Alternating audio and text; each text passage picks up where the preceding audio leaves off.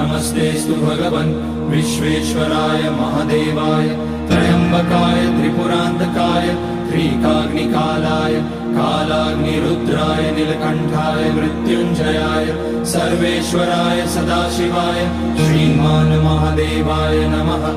ॐ नमः शम्भवाय च मयोभवाय च नमः शङ्कराय च मयस्कराय च नमः शिवाय च शिवतराय च।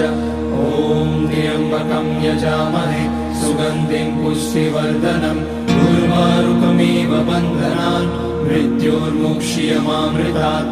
नागेन्द्रहाराय त्रिलोचनाय भस्माङ्गराय महेश्वराय नित्याय शुद्धाय दिगम्बराय तस्मै नकाराय नमः शिवाय। मन्दाकिनी सलिलचन्दन चर्चिताय नन्दीश्वर प्रमथनाथ महेश्वराय